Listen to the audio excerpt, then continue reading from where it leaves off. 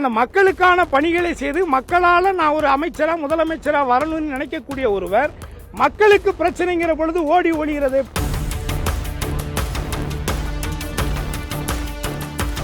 மக்களுடைய பிரச்சனையை மக்களோடு மக்களாக நின்று சந்திக்க திறனற்றவர்கள், அரசியலுக்கு தகுதியற்றவர்கள்.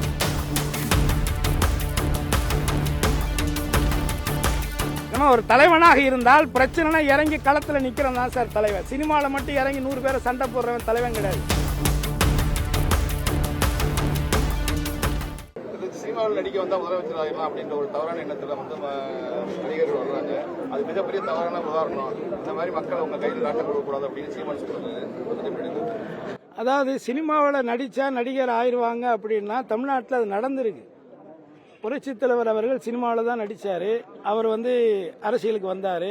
அவர் சிஎம் ஆயிருக்காரு. அதே மாதிரி புரட்சித் தலைவி அம்மா அவர்களும் சினிமாவினுடைய நடிகையாகத்தான் இருந்து புகழ் பெற்று அதுக்கப்புறம் அவங்களும் அனைத்து இந்திய அண்ணா திராவிட முன்னேற்ற கழக கட்சியில செயல்பாடுகளை செலுத்தி அதுக்கு பிறகு அவங்களும் முதலமைச்சராக இருந்திருக்காங்க.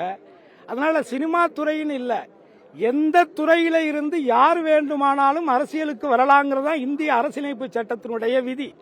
அதனால ஒரு இந்திய குடிமகனாக இருக்கக்கூடிய எல்லாருக்குமே அந்த உரிமை இருக்கு. அது இல்லைன்னா சொல்றதுக்கெல்லாம் இங்க யாருக்கும் அதிகாரமோ உரிமையோ கிடையாது. ஆனால் இப்பொழுது வந்திருக்கக்கூடிய விஜய் அவர்களுடைய செயல்பாடுகள் என்ன, அவருடைய அரசியல் செயல்பாடுகள் என்ன, மக்களுடைய பிரச்சனைகளுக்கு அவர் எப்படி அந்த பிரச்சனைகளை கையாளுகிறார். குறிப்பாக கரூரிலே நடந்த கிட்டத்தட்ட 41 பேர் அப்பாவி மக்கள் இறந்த பொழுது அவருடைய செயல்பாடுகள் எப்படி இருந்துச்சுங்கிறத பார்த்து தான் இன்றைக்கு பல பேர் பல விமர்சனங்களை முன்வைக்கிறாங்க. ஆக மக்களால் அரசியல் என்பது மக்களுக்கானது. மக்களால் தேர்ந்தெடுக்கப்படக்கூடியவர்கள் தான் அதிகாரத்தை கைப்பற்ற வேண்டும். அந்த அதிகாரம் யாருக்கானதுன்னா மக்களுக்கானது. அப்ப அந்த மக்களுக்கான பணிகளை செய்து மக்களால நான் ஒரு அமைச்சரா முதலமைச்சரா வரணும்னு நினைக்கக்கூடிய ஒருவர் மக்களுக்கு பிரச்சனைங்கிற பொழுது ஓடி ஒளிகிறதை எப்படி ஏற்றுக்கொள்ள முடியும்? அந்த அடிப்படை மக்களுடைய பிரச்சனையை மக்களோடு மக்களாக நின்று சந்திக்க திறனற்றவர்கள், அரசியலுக்கு தகுதியற்றவருங்கிறதா என்னுடைய கருத்து. சார் இது யூகம்.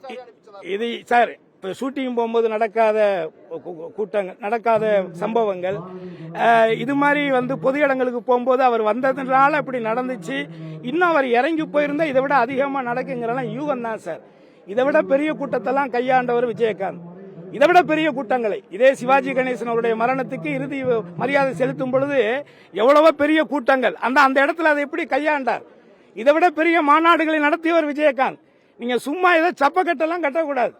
நம்ம ஒரு தலைவனாக இருந்தால் பிரச்சனை இறங்கி களத்துல நிக்கிறவன் தான் சார் தலைவன். சினிமால மட்டும் இறங்கி 100 பேரை சண்டை போடுறவன் தலைவன் கிடையாது. நேர்லையும் இறங்கி சண்டை செய்யணும்னு வந்தா இறங்கி சண்டை செய்யணும். அதுக்கு முதல்ல அதுக்கான தகுதிகளை நம்ம வளர்த்துக்கணும்.